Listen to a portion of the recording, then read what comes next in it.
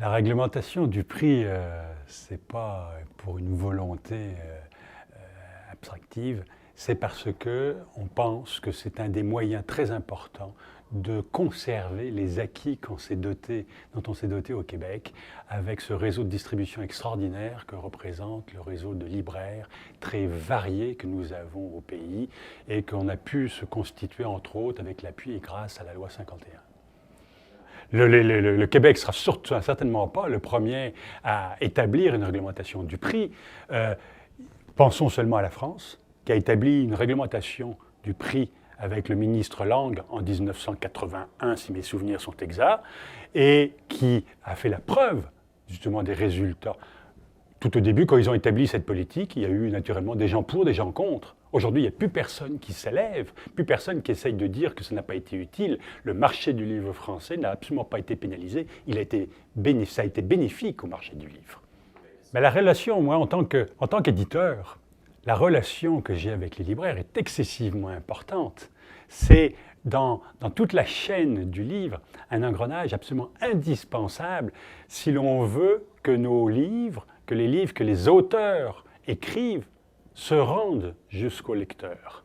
Les grandes surfaces peuvent être aussi un agent de distribution. Mais on sait très bien que quand vous prenez les grandes surfaces, Costco pour ne nommer que lui, vous allez avoir 350 titres, 400 titres, si je suis généreux, à l'année. Ce qui est absolument ridicule comme nombre de titres par rapport à la production québécoise, plus si on ajoute l'importation. Alors, quand vous allez chez un libraire, il ne faut pas oublier que pour qu'un libraire soit agréé au Québec, il faut déjà qu'il ait un minimum de 6000 titres de disponibles.